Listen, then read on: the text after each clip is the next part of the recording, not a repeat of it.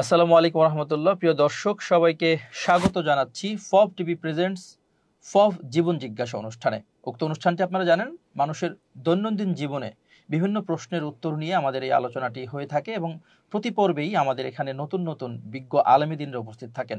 তার ধারাবাহিকতায় আজকে আমাদের মাঝে এই স্টুডিওতে উপস্থিত আছেন প্রখ্যাত আলেমীদিন এবং ওয়াইজিন হজরত মাওলানা শাইখ ফখরুদ্দিন আহমেদ সাহেব। আমরা আমাদের স্টুডিও থেকে, ফব টিভির স্টুডিও থেকে তাকে স্বাগত জানাচ্ছি। শাইখ, কেমন আছেন? আচ্ছা, আলহামদুলিল্লাহ। আপনি ভালো আছেন? আলহামদুলিল্লাহ ভালো আছি।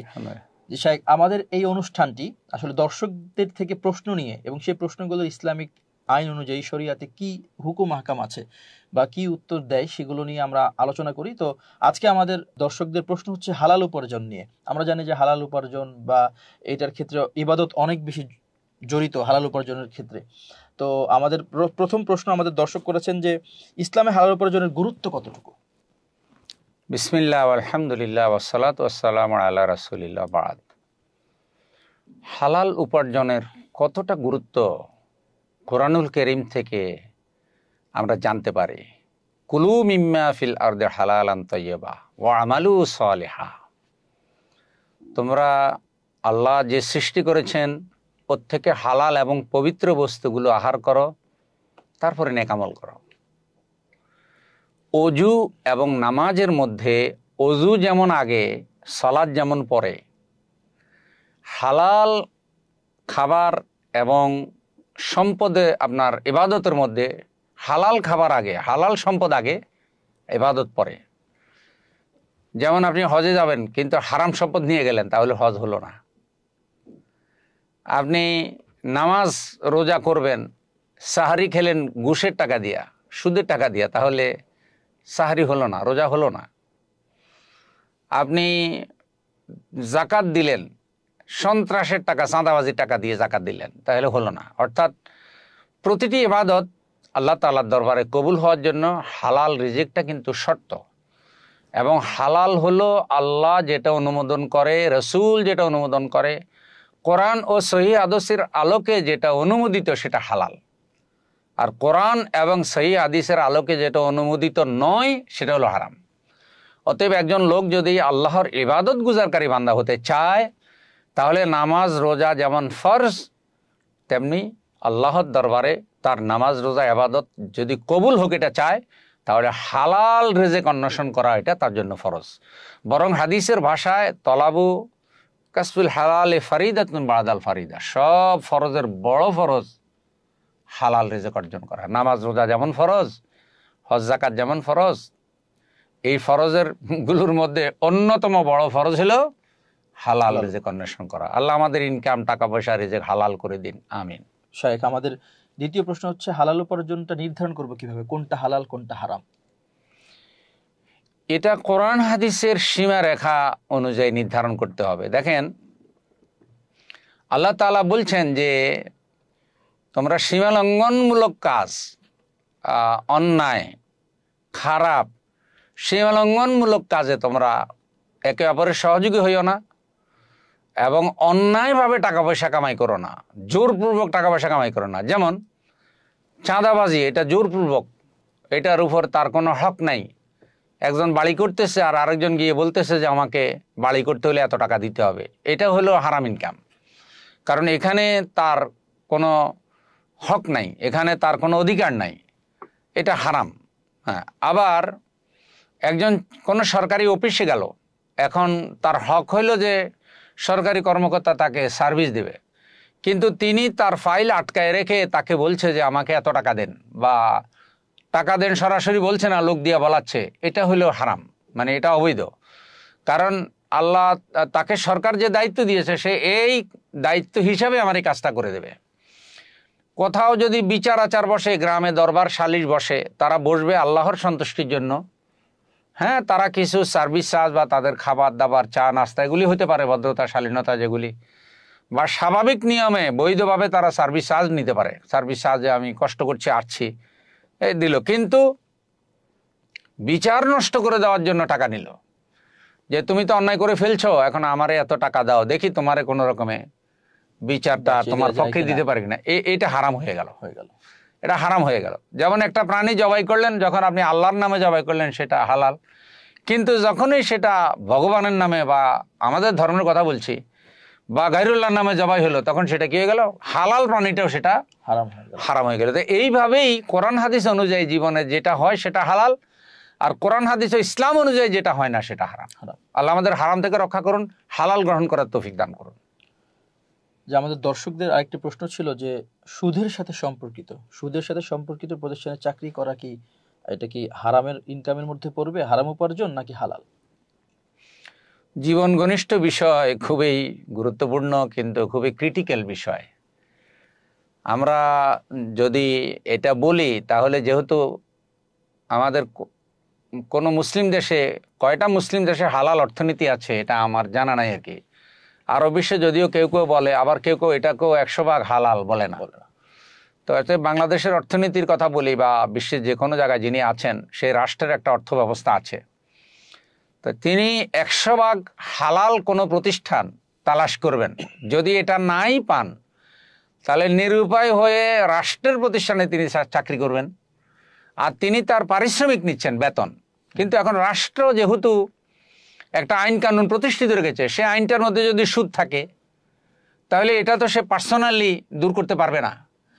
আর সে যদি এই চাকরি প্রত্যাখ্যান করে, এইভাবে সকল চাকরিতে সে কিছু না কিছু ত্রুটি পাবে, তাহলে তো সে মনে করেন অর্থনৈতিক কষ্টে পড়বে। আর খাবার দাবার, বাসা, অর্থনৈতিক কষ্টে পড়লে সে আল্লাহর ইবাদতও মনোযোগ দিয়ে করতে পারবে না। সুতরাং এ ধরনের কোনো পরিবেশ যদি হয় যেখানে ইসলামী অর্থনীতি প্রতিষ্ঠিত নাই, আল্লাহ দিন কায়েম নাই, আর এগুলো রাষ্ট্রীয় প্রতিষ্ঠান, কোনো ব্যক্তিগতভাবে এখানে কেউ সুদ দিচ্ছে না, সুদ নিচ্ছে না, যেমন সুদখোর মহাজন যারা গ্রামে কিস্তিতে উঠায়, এগুলো এ ধরনের কোনো প্রতিষ্ঠান না, তো তাহলে নিরুপায় ওগুলোতে কেউ যদি চাকরি করে, শিক্ষাবিদদের কারো কারো মতে এটা তার জন্য নাজায়েজ হবে না। তবে এই অবস্থার পরিবর্তনের জন্য তাকে অবশ্যই কাজ করতে হবে।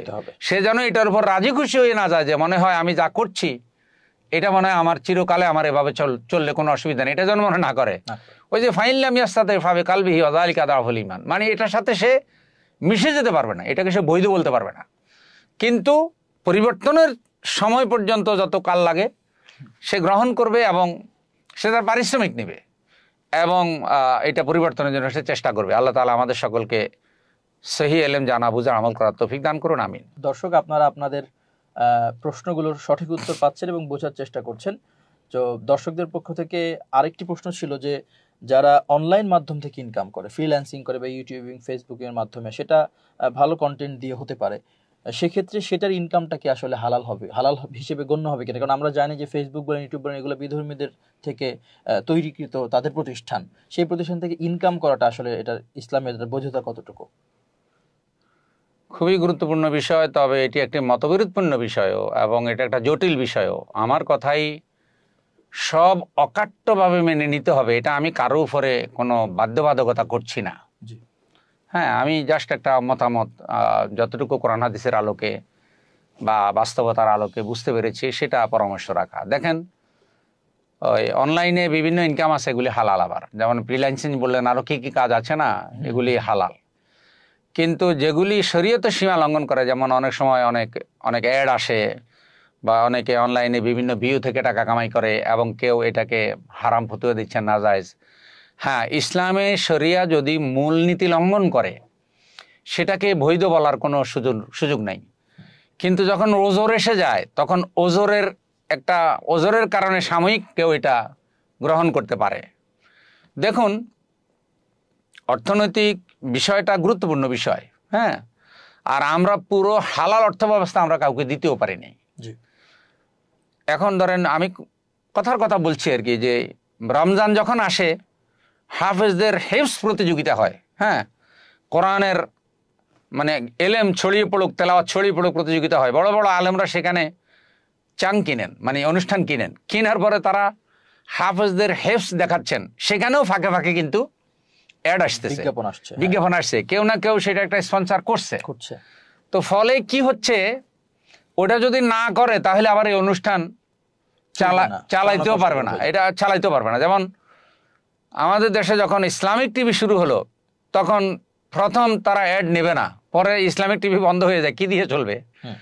তখন তারা অ্যাড শুরু করলো, কিন্তু একটা বিজ্ঞপ্তি দিতে লাগলো যে সাময়িক মানে আমরা সীমাবদ্ধতার কারণে এটা গ্রহণ করা হয়েছে, তারা সকল অ্যাড নিত না আর কি, অশ্লীল অ্যাডগুলো বাদ দিয়েছিল। তো এই ক্ষেত্রে যেহেতু এটার কন্ট্রোল আমাদের হাতে নাই, এখন আপনি একটা ভিডিও যখন আপলোড করবেন তখন অনেক অ্যাড এখানে এসে পড়ে যেগুলির ইনকাম এখানে এসে ঢুকে যায়। এই কারণে অনেক ওলামা একরাম এটাকে হারাম বলেও ফতোয়া দিয়েছেন। আর আমি কোরআন হাদিসের আলোকে 100 ভাগ যে 100 ভাগ ঠিক আমার কথা, এটা আমি জোর আলো দাবি করে বলতে পারবো না। তবে পরিবেশ পরিস্থিতির আলোকে ভাইদেরকে বলবো যে যেটা শরীয়তের মূল বিধান লঙ্ঘন করে ফেলে আর আপনার জন্য যদি অন্য কোনো ভালো সুবিধা থাকে তাহলে আপনি সেটা গ্রহণ করলেন, এটা বাদ দিলেন। কিন্তু অন্য কোনো সুবিধা যদি আপনার জন্য না থাকে তাহলে আমরা তো একটা অর্থনৈতিক দুরবস্থাপূর্ণ সমাজে আছি। মদ, নেশা, অশ্লীল সংস্কৃতি, তারপরে টাকা পয়সা, হালাল ইনকাম, এখানে যে মসজিদের ইমামের বেতনও 100 ভাগ হালাল, সেটাও কিন্তু আপনার আমার করা খুব মুশকিল। অর্থাৎ একটা পুকুরে যদি 1000 রকমের মাছ থাকে, কোনো মাছই বলতে পারবে না যে আমার গায়ে পানি লাগে নাই। তা আমরা যদি পুরো রাষ্ট্র ব্যবস্থাটাকে পুকুরের পানির সাথে তুলনা করি তাহলে আমরা সবাই কিন্তু এই পানিতে ডুবে আছি। অতএব 100 ভাগ ইসলামিক ফতুয়া কার্যকর করতে হলে পুরোপুরি ইসলামিক স্টেট লাগবে। তখন ইসলামিক স্টেট কি করবে, ওই অ্যাডগুলি শরিয়ার বিধানের মধ্যে রেখে তারা তৈরি করার চেষ্টা করবে। তো সেই অ্যাডে তো আপনি আর খারাপ কিছু দেখবেন না, এর পরেও মতবিরোধ কিন্তু থেকেই যায়। তা আল্লাহ তাআলা আমাদের সকলকে বিধিবিধান মেনে চলার তৌফিক দান করুক, এবং এই ইনকামের ক্ষেত্রে যেটা সন্দেহ, যেটা শরিয়া সীমা লঙ্ঘন করে, সর্বাবস্থায় ওটার থেকে বাঁচতে পারলে ভালো, কিন্তু বাঁচতে না পারলে যেটা রাষ্ট্রীয় অবস্থা, যেটা টোটাল ব্যবস্থাপনার সাথে জড়িত, ওইটুক যেটুক আমার মধ্যে এসে গেলে না হলেই নয়, আশা করি আল্লাহর কাছে ক্ষমা চাইলে আল্লাহ সেটা মাফ করতেও পারেন। আল্লাহু আলাম। প্রিয় দর্শক, আপনারা আমাদের শায়েখের কাছ থেকে অনেক গুরুত্বপূর্ণ প্রশ্নের উত্তর পাচ্ছেন এবং শায়েখ নিজেও খুবই চমৎকার উদাহরণ দিয়ে আপনাদেরকে বোঝানোর চেষ্টা করছে। তো শায়েখ, আমাদের আরেকটি প্রশ্ন, যে আপনি বললেন ইসলামিক স্টেট কায়েম হলে হালাল উপার্জনের পরিধিটা বেড়ে যায়, তবে এক্ষেত্রে আমাদের মুসলিম ভাই অনেকে আছেন, ধরুন বাংলাদেশে অনেকে প্রবাসে থাকে, যারা আমেরিকা, ইউরোপ কান্ট্রিগুলোতে থাকে, ওই কান্ট্রিগুলোতে আসলে ইসলামিক স্টেট না বা ইসলামিক ভাবধারার না, তো সেক্ষেত্রে তারা যে প্রতিষ্ঠানগুলোতে চাকরি করে, তো ওই প্রতিষ্ঠানগুলো দেখা যাচ্ছে বিধর্মীদের, সেক্ষেত্রে তাদের ইনকামটা কি হালাল হবে কিনা? খুবই গুরুত্বপূর্ণ বিষয়। সেটা তাদের পারিশ্রমিক নিচ্ছে তারা, হোক সেটা বিধর্মীদের প্রতিষ্ঠান, হোক সেটা কোনো অমুসলিমের প্রতিষ্ঠান। তিনি সেখানে পরিপূর্ণ ইসলাম তো পাবেনও না, যেমন হয়তো 1% মুসলমান, 2% মুসলমান, আর শতকরা 98 জনই সেখানে অমুসলিম। তো সেখানে 100 ভাগ ইসলামী শরিয়া তার জন্য ফলো করার তো সুযোগ নেই। তো সেইখানে যদি তিনি কোনো অমুসলিম প্রতিষ্ঠানে চাকরি করেন, তিনি তার পারিশ্রমিকটা নেবেন। তিনি কি করছেন, তিনি এক জায়গায় তার শ্রম দিচ্ছেন। এখন শ্রম কোথায় দিচ্ছেন, যেখানে একেবারে কোরআন হাদিসের আলোকে 100 ভাগ প্রতিষ্ঠান তিনি মুক্ত পাচ্ছেন না, কোরআন হাদিসের যেগুলো হারাম করেছে ওগুলো থেকে মুক্ত তিনি পাচ্ছেন না। তো এই ধরনের একটা প্রতিষ্ঠানে তিনি চাকরি করছেন যেখানে কোরআন হাদিসের আলোকে 100 ভাগ তার আইন কানুনও চালানো সম্ভব না, সেটা না যায় যাবে না বিধর্মীদের রাষ্ট্রে। তারপরেও আমাদের পরামর্শ থাকে, যেগুলো মদের দোকান বা যেগুলো একেবারে ডাইরেক্ট অশ্লীলতা, বেহায়াপনা বা যেগুলিতে ব্যভিচার আল্লাহ না করুক এমন কোনো যদি হয়, সেগুলি থেকে বেঁচে থাকা। তুলনামূলক যেগুলো মুসলিম অমুসলিম সকলের জন্যই কল্যাণকর, এমন অনেক দরকার, খাবার দাবার আরো অনেক বিষয় আছে না, সেগুলোতে চাকরি করতে পারলে ভালো। কিন্তু যদি এমন কোনো প্রতিষ্ঠান থাকে যে প্রতিষ্ঠানে সবই আছে, তিনি চেষ্টা করবেন যেন মদের ব্যবসা বা আরো অনেক ব্যবসা আছে এগুলি থেকে দূরে থাকার। কিন্তু ওগুলো তো আমাদের ধর্মের হারাম, অন্য ধর্মের লোকেরা যখন এগুলি করবে, তিনি সেখানে চাকরি করছেন, হয়তো বাধ্য হয়ে তাকে এমন কিছু কাজ করতে হচ্ছে। আশা করি আল্লাহ তাআলা তাকে ক্ষমা করুক।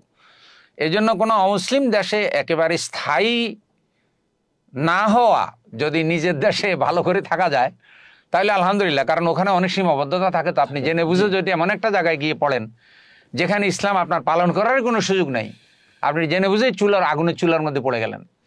তো ওই জন্য সেখানে 100 ভাগ গ্রহণযোগ্য উত্তর আসলে আরো হয়তো বড় স্কলাররা কিভাবে দিবেন জানি না, কিন্তু আমি মনে করি যে ওখানে যতটুকু অনিচ্ছাকৃত তিনি গ্রহণ করছেন অতটুকু আল্লাহ তারা ক্ষমা করবেন, কারণ তিনি কি অবস্থা আছেন আল্লাহ ভালো জানেন। তো শায়েখ, আপনি বাইরের কান্ট্রিতে আমাদের যে ভাইরা থাকেন তাদের ব্যাপারে বললেন, এক্ষেত্রে যদি কেউ ভুলক্রমে হারামের সাথে জড়িত হয়ে যায়, অনিচ্ছাকৃত অনেক কিছু গ্রহণ হয়ে যায়, সেই ক্ষেত্রে সে পরিত্রাণ কিভাবে পেতে পারে বা কিভাবে ফিরে আসতে পারে? মাশাআল্লাহ, খুব সুন্দর বিষয়। ভুল ক্রমে যদি কোনো হালাল হারামে সে জড়িত হয়ে যায় তাহলে আল্লাহর কাছে সে তওবা করবে আর কি। যদি এটা ধরা পড়ে তওবা করবে। আর ভুলের উপরে আল্লাহ যেন কাউকে বেশি দিন না রাখেন আর কি। যখনই ধরা পড়বে তখনই তওবা করবে। মনে রাখবেন, যত পাপ হোক, যত গুনাহ হোক, যখন তার মধ্যে অনুভূতি সৃষ্টি হবে, এটা ধরা পড়ে যাবে, তখন সে তওবা করলে আল্লাহ তাআলা সাথে সাথে সব গুনাহ মাফ করে দেয়। এবং এমন হয়ে যায় যেন সে কোনো গুনাহই করে নাই। তো এই জন্য কারো ত্রুটি ধরা পড়লে সাথে সাথে তওবা করলে হতাশ হওয়ার কোনো কারণ নেই। আশা করি আল্লাহ তাআলা মাফ করে দেবেন। আরেকটি প্রশ্ন ছিল যে কেউ যদি জানে যে যিনি দান করছেন তার টাকাটা হারাম ভাবে আয়কৃত টাকা, হারাম টাকা দান করার ব্যাপারে ইসলাম কি বলে? ইসলামের মূলনীতি যদি জানতে চান তাহলে হারাম তো ইনকামই হারাম, তো এটা দান করবে কিভাবে? দান করতে হয় হালাল টাকা। এখন কোরআন সুন্নাহ অনুযায়ী যদি আমরা হালালের উৎস তালাশ করি, তাহলে আমাদের দেশীয় যে অর্থনীতি, এই অর্থনীতিতে দেখা যায় 1% লোকও হালাল ইনকাম করার কোনো মানে সুযোগ পায় না, ইচ্ছাই হোক অনিচ্ছাই হোক। তো সেই হিসাবে যখন সম্পদ আপনার মালিকানা এসে যায়, আর আপনার মালিকানা যখন এটা 1 বছর থাকে, তখন আপনি এখানে জাকাত দিবেন। বা সম্পদ আপনার মালিকানা এসে গেছে, আপনার সামনে একজন লোক কষ্টে আছে, আপনি তাকে কিছু সাহায্য সহযোগিতা করলেন, তার উপকার হলো, আপনারও সওয়াব হইলো। এখন পরকালে এই সওয়াবটা নাজাতের উসিলা হবে কিনা এটা আল্লাহ তাআলা ভালো জানেন। যেমন একটা বাচ্চা জন্ম হলো, ডেলিভারি হলো, কিন্তু বাচ্চাটা মৃত। তো এখন এই নেকামলটা যদি মৃত হয়, সবই আছে, হাত চোখ কান পা বাচ্চা সবই আছে, শুধু রুহ নেই। তেমন হারাম দানটাও এই পর্যায়ে চলে যায়। কারণ এই পর্যায়ে কথা বললে দেখা যায় অনেক, মনে করেন যারা হারাম পথে ইনকাম করে তারা যেন অনেকেই কিন্তু বেশি দান করে করলাম। কারণ যারা অনেক টাকার মালিক, তাদের সব টাকা তো আর একবারে বৈধ পথে তারা আনতে পারে না। এখন এটা ডাইরেক্ট হারাম ফতুয়া দিয়ে দিলে তারা বলবে তাহলে আমরা আর কোথাও দান করবো না, কোথাও আমরা কোনো দান সবটা করবো না। তো এই যে আবার মনে করেন দানের হাত বন্ধ হয়ে যায়, কারণ আপনি হালাল হারাম বাছাই করা তার সম্পদ থেকে কঠিন। এই জন্য আমরা আল্লাহর এই সমাজটা, এই দিনটা, এই রাষ্ট্রটাকে আমরা ইসলামের আলোকে গঠন করার চেষ্টা করি, জেনে শুনে আমরা হারাম কোনো পন্থা গ্রহণ না করি। আর অনিচ্ছার সত্ত্বে কোনো কিছু হয়ে গেলে আল্লাহ ক্ষমা করবেন। আমিন। জি, ধন্যবাদ শায়েখ, চমৎকার ভাবে আপনি আমাদের দর্শকদের প্রশ্নগুলোর উত্তর দিলেন। প্রিয় দর্শক, আপনারা এতক্ষণ যাবত দেখছিলেন ফব টিভি প্রেজেন্টস ফব জীবন জিজ্ঞাসা অনুষ্ঠানটি। আপনারা আপনাদের প্রশ্ন আমাদের এই অনুষ্ঠানের লাইভ স্ক্রিনে দিতে পারেন, অথবা স্ক্রিনে দেয়া কমেন্টে দিতে পারেন, অথবা আমাদের স্ক্রিনে দেয়া ইমেইলে আপনারা আপনাদের প্রশ্ন পাঠাতে পারেন। আমাদের আজকের বিষয় ছিল হালাল উপার্জন। আল্লাহ তাআলা আমাদেরকে হারাম থেকে বেঁচে হালাল উপার্জন করার তৌফিক দান করুক, এবং আমাদের পরবর্তী প্রোগ্রাম দেখার প্রত্যাশা রেখে আমন্ত্রণ জানিয়ে আমরা আজকে বিদায় নিচ্ছি।